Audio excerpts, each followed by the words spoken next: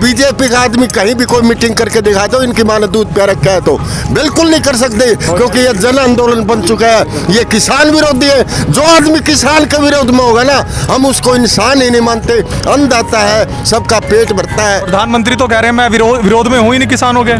प्रधानमंत्री विरोध में है। अगर विरोध में नहीं होता तो वहाँ 31 दिन हो गए उनको, इतनी सर्दी में बैठे हैं, इतनी ठंड में बैठे हैं। आप चाहे 2 दिन सो के दिखा दो, मान जाएंगे उस प्रधानमंत्री को। ये प्रधानमंत्री चाय बेचने वाला नहीं है। ये जो कहता था मैं चाय बेचने वाला हूँ, ये जो है ना, इसने ऐसी गुंडा पार्टी छोड़ रखी है, हमें सब बातों का पता है।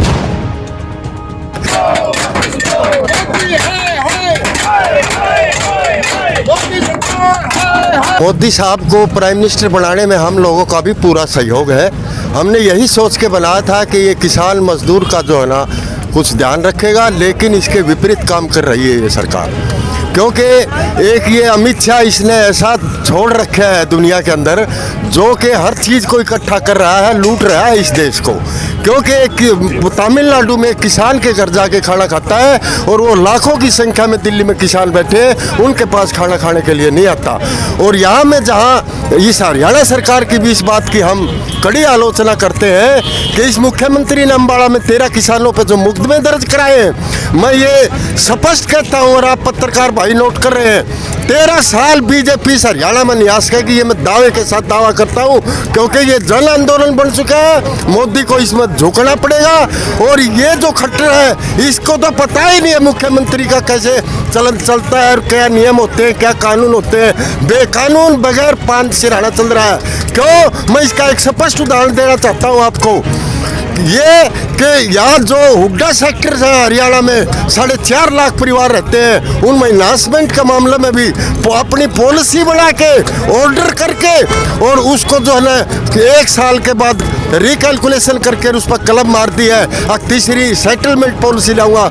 यही काम मोदी कर रहा है कि कानूनों को रद्द न कर करके, और ये कह रहा है मैंने ये ठीक किए, जबकि किसान कह रहे हमें ये कानून नहीं चाहिए। फिर इसको क्या जरूरत है? हम प्रधानमंत्री से निवेदन करते हैं, या तो इसको तुरंत वापस ले ले और देश को चलाना है, नहीं तो ये जन आंदोलन बन चुका है और बीजेपी का बिल्कुल सुपना साफ हो जाएगा आने वाले समय में। हम ये चेतावनी देते हुए कहते हैं। बहुत टाइम है। हाँ जी, अभी तो बहुत टाइम है चुनाव में।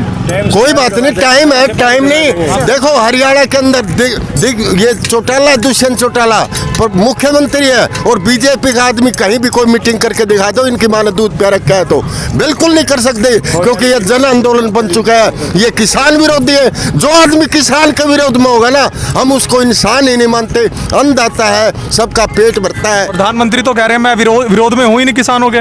प्रधानमंत्री विरोध में है। अगर विरोध में नहीं होता तो वहाँ 31 दिन हो गए उनको, इतनी सर्दी में बैठे हैं, इतनी ठंड में बैठे हैं। आप चाहे 2 दिन सो के दिखा दो, मान जाएंगे उस प्रधानमंत्री को। ये प्रधानमंत्री चाय बेचने वाला नहीं है। ये जो कहता था मैं चाय बेचने वाला हूँ, ये जो है ना, इसने ऐसी गुंडा पार्टी छोड़ रखी है, हमें सब बातों का पता है। और ये आने वाले टाइम में इस मोदी को पता लग जाएगा।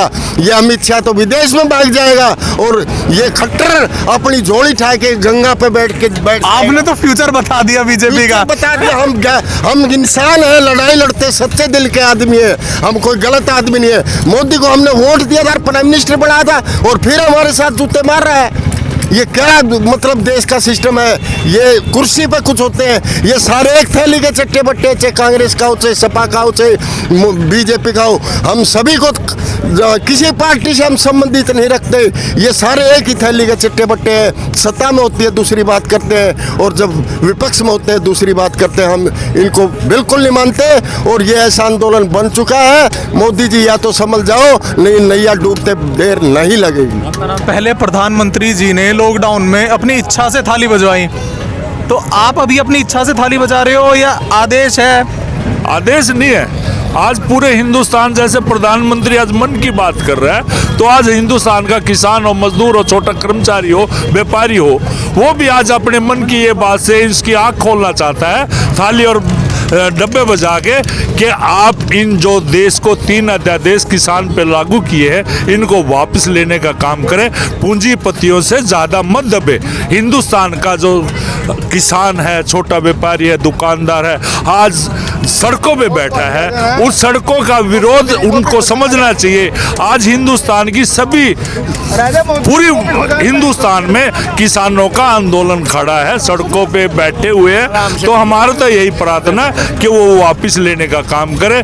जब 3 अध्यादेश वापस होंगे, किसान भी अपने घर में वापस जाने का काम करेगा। हमारी तो यही प्रार्थना है हिंदुस्तान की सरकार से, जो किसानों के विरोध में ये 3 काले आदेश लाए हैं, इनको वापस लेने का काम करे।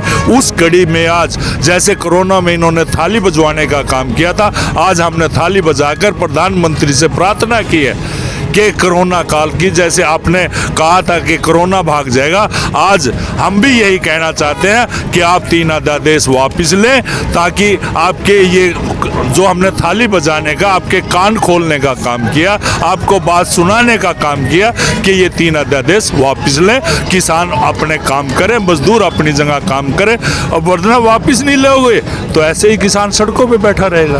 से लाखों किसान हैं, उनकी आवाज़ नहीं पहुंची तो थाली की आवाज़ कहाँ से पहुंचेगी? बात ये है जी, ये पिछले 2 महीने से तो पंजाब के किसान और अब 26 तारीख से पूरे देश का किसान प्रधानमंत्री को आवाज़ की बात कर रहे। रात को नींद भी नहीं आती किसानों से, इतने डरे हुए हैं वो। देश का अन्नदाता किसान, जिसने देश के आज़ादी के आंदोलन में अपने बच्चों को खपाया, खुद को खपाया। कोई टाटा, बिरला, अंबानी का या भाजपा और संघ के एक भी व्यक्ति ने देश की आज़ादी के आंदोलन में कुर्बानी नहीं दी, उंगली तक नहीं कटाई। और ये आज देशभक्ति की बात करते हैं, किसानों को आतंकवादी कहते हैं। तो मन की बात, आज मन की जो बात की इसने, एक भी शब्द किसानों के प्रति नहीं बोला उसमें। कुर्बानी से याद आया, ऐसे बहुत से नेता हैं जो किसानों के बीच आ रहे हैं। भाजपा का भी कोई नेता आया आपके बीच? भाजपा का नेता आएंगे कहाँ? वो जब किसानों को आतंकवादी बता रहे हैं, किसानों को खालिस्तानी बता रहे हैं, पाकिस्तानी बताते हैं, चीन का एजेंट बताते हैं, तो वो आएंगे कहाँ? तो उनको जहाँ भी गाँव में वो अपने इस कानून को सही बताने के लिए गए, तो वहाँ उनका घेराव किया। अम्बाड़ा में अम्बाड़ा की जनता ने खट्टर साहब को दिखा दिया, काले झंडे बढ़ने नहीं दिया वो। तो जहाँ भी गांव में जाओगे, शहर की बस्तियों में बढ़ोगे, तो इनका ऐसे ही बहिष्कार होगा, क्योंकि जनता ने इनको वोट दे के बनाया। लेकिन बिक गए दलाल ये हो गए मुकेश अंबानी और अडानी के।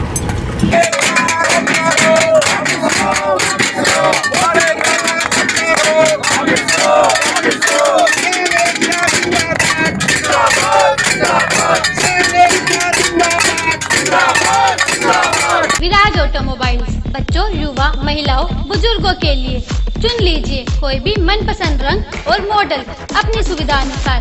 एक बार चार्ज करें और 65 किलोमीटर का सफर करें मात्र 20 पैसे पर किलोमीटर के खर्च पर।